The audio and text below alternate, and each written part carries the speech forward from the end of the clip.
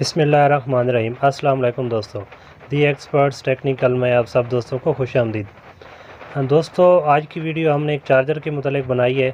हमने एक देसी चार्जर बनाया है ट्रांसफार्मर वाला, लेकिन ये चार्जर चाइना चार्जर की तरह 110 वोल्ट से काम करेगा। और सबसे बड़ी बात यह है कि हमने जो कोर यूज़ की है वो 1.5/3 की है, और 1.5/3 की कोर पर ये चार्जर हमें 15-16 एम्पेयर तक एम्पेयर देगा। एम्पेयर ज़्यादा भी दे सकता है, लेकिन 15-16 से ज़्यादा हम नहीं रखेंगे क्योंकि चार्जर के जलने का ख़तरा होता है। इसके अलावा मैं आपको ये भी बताऊंगा कि इस चार्जर के कनेक्शन किस तरह करने हैं, ट्रांसफार्मर की वाइंडिंग किस तरह करनी है, कौन सी वायर यूज़ करनी है और सर्किट कौन सा इस्तेमाल करना है। सब चीज़ें मैं आपको आज की वीडियो में बताऊंगा। तो ये सब देखने के लिए आपने वीडियो लास्ट तक देखनी है और वीडियो को लाइक और शेयर ज़रूर करना है। तो चलें दोस्तों, आज की वीडियो स्टार्ट करते हैं।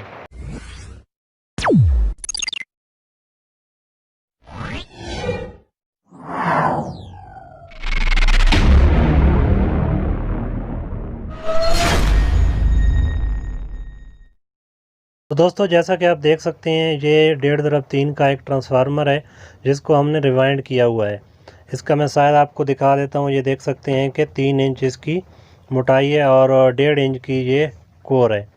इसके अलावा ये हमने ट्रिकल किट यूज़ की है चार्जर की। और अब आपको इसकी वायर का मैं बता देता हूँ। तो जो प्राइमरी में हमने वायर यूज़ की है ये 20 नंबर है और सेकेंडरी में हमने 12 नंबर यूज़ की है। तो वायर के बाद अभी इसके जो वाइंडिंग है वो दोस्तों वाइंडिंग जस्ट लाइक यूपीएस की तरह इसकी वाइंडिंग आपने करनी है। इसमें जस्ट डिफरेंस ये होगा कि प्राइमरी में यूपीएस की जो आप 260 वोल्ट की इन्वर्टर की लीड निकालते हैं वो आपने नहीं निकालनी। आपने जस्ट 140 वोल्ट की लीड निकालनी है और फिर इसको छोड़ देना है। तो हमने यहाँ पे 3 लीडें निकाली हैं।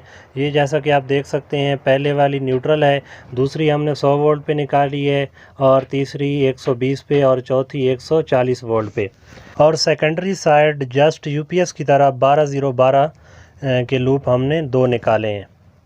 तो अब इसके आप टर्नें बता देता हूँ कि आपने कितनी कितनी टर्नें देनी है। जैसा कि आप देख सकते हैं, आपने ज़ीरो से स्टार्ट लेना है। तो जो पहली तार होगी वो आपकी न्यूट्रल होगी। फिर जो है 178 टर्न्स के बाद आपने एक लूप निकाल लेना है और ये 100 वोल्ट का लूप होगा। इसके बाद फिर आपने जो है 35 टर्न देने हैं और एक लूप निकाल लेना है, ये दूसरा लूप होगा। और ये टोटल 213 टर्न पे जाके निकलेगा, 120 वोल्ट का लूप होगा। इसके बाद फिर आपने 35 टर्न देने हैं, तो जो है आपके टोटल टर्न 248 हो जाएंगे और आपका ये लूप 140 वोल्ट पे निकलेगा। अब बात कर लेते हैं दोस्तों सेकेंडरी साइड की। सेकेंडरी साइड पे जैसा कि आपको बताया कि आपने यूपीएस की तरफ 12-0-12 के टर्न देने हैं, मतलब आपने दरमियान में 0 वोल्ट की निकालनी है और साइडों पे 12-12। तो आपने पहला लूप बाहर निकालना है और फिर जो है आपने 21 टर्न देने हैं। तो सेंटर वाली वायर आपकी निकल आएगी जिसको नॉर्मली 0 बोलते हैं, और फिर 21 टर्न देने हैं। सॉरी, यहाँ पे मैंने 2 लिखा है, 21 टर्न है। तो 21 टर्न देने के बाद आपके टोटल 42 हो जाएंगे।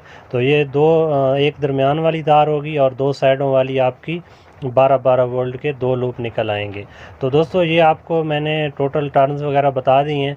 तो इसका जो फार्मूला है वो फिर किसी दिन मैं आपको उसके मुतालिक एक कंप्लीट वीडियो भेजूँगा कि आप किसी भी यूपीएस, किसी भी चार्जर, किसी भी स्टेबलाइज़र की कोर के हिसाब से, उसकी बावन के हिसाब से उसकी टर्न रेशो कैसे निकालते हैं। तो वो फिर किसी दिन आपको किसी वीडियो में बता दूंगा। तो अब चलते हैं कनेक्शन की तरफ और आपको बताते हैं कि इसके कनेक्शन कैसे करेंगे। ये सर्किट जो हमने यूज़ करना है जिसको ट्रिकल किट बोलते हैं, तो इस सर्किट को जो है हम बॉडी में लगाएंगे। बॉडी की बाकी चीज़ें हमने लगाई हुई हैं, ये लाइटों के कनेक्शन भी हमने किए हुए हैं, फ्यूज़ भी लगाया हुआ है। इसके अलावा इसका ऑन ऑफ वाला बटन भी हमने लगाया हुआ है और ये वायर भी इसकी इनपुट की लगाई हुई है और फ़ैन भी लगाया हुआ है। तो अभी मैं आपको इस सर्किट के मतलब थोड़ा बता देता हूँ कि इसके कनेक्शन कैसे कैसे करते हैं। ये जहाँ पे B- और B+ लिखा हुआ है, यहाँ पे हमने बैटरी की वायर लगानी है जैसा कि यूपीएस की लगाते हैं। माइनस पे माइनस वाली और B+ पे प्लस वाली। इसके अलावा जो F+ लिखा हुआ है, यहाँ फ़ैन की प्लस वाली वायर लगानी है और जहाँ F- है वहाँ पे फ़ैन की माइनस वाली वायर लगानी है। इसके बाद इसकी दूसरी साइड पे आ जाते हैं, जिस साइड पे इसके बिजली के कनेक्शन होंगे सबसे पहले आपने जहाँ N लिखा हुआ है यहाँ पे आपका जो वापडा का इनपुट है उसका न्यूट्रल लगाना है और सेम पैरेलल में इसका न्यूट्रल आपने देना है ट्रांसफार्मर को। इसके बाद यहाँ जहाँ पे आपको इन लिखा हुआ नज़र आ रहा है यहाँ पे आपने इनपुट का फेज़ देना है और जहाँ पे आउट लिखा हुआ है यहाँ से एक वायर निकाल के आपके ट्रांसफार्मर की जो प्राइमरी साइड है वहाँ पे जो आपने लूप 3 निकाले हैं 100 वोल्ट का, 120 और 140 का, तो आपकी मर्ज़ी है आपने जहाँ भी रखना है। लेकिन अगर आपके वोल्टेज जो है 140 से कम नहीं होते तो आपको मैं रिकमेंड करूँगा कि आप 140 वाले में लगाएं और अगर आपके वोल्टेज 120 तक आ जाते हैं तो आप 120 पे भी लगाएं और अगर आपके वोल्टेज 100 तक आ जाते हैं तो आप 100 वोल्ट वाले पे भी लगा सकते हैं। लेकिन ये होगा कि आप अगर 100 और 120 वाला पॉइंट यूज़ करेंगे तो आपके ट्रांसफार्मर की लाइफ कम हो जाएगी। अभी हम इस ट्रांसफार्मर को इस बॉडी में फिक्स कर देते हैं। जैसा कि आप देख सकते हैं इस बॉडी में लगाने के बाद जहां हम सर्किट लगाएंगे इस जगह पे नीचे होल करके, तो आपको जहां भी बेहतर लगे आप उस जगह पे सर्किट लगा सकते हैं अपनी बॉडी के हिसाब से। तो यहाँ मैंने ये स्क्रू लगा दिए हैं, नीचे से आप देख सकते हैं ट्रांसफार्मर को भी फिक्स कर दिया है बॉडी में और सर्किट के भी हमने छोटे स्क्रू लगा दिए हैं। तो अब सर्किट को यहाँ बॉडी के अंदर आपने फिक्स कर देना है। सर्किट को फिक्स करने के बाद सबसे पहला जो आपने काम करना है वो एलईडी के ग्रिप को लगा देना है। जो आपके इंडिकेटर है उसका ग्रिप लगा दिया हमने। इसके बाद आपने फ़ैन की वायर्स लगा देनी है। जैसा कि आप देख सकते हैं कि यहाँ पे फ़ैन प्लस और माइनस लिखा हुआ है, तो ये हमारे फ़ैन की दो वायर हैं, रेड प्लस है और ब्लैक माइनस है। तो ये वायर यहाँ पर आपने लगा देनी है।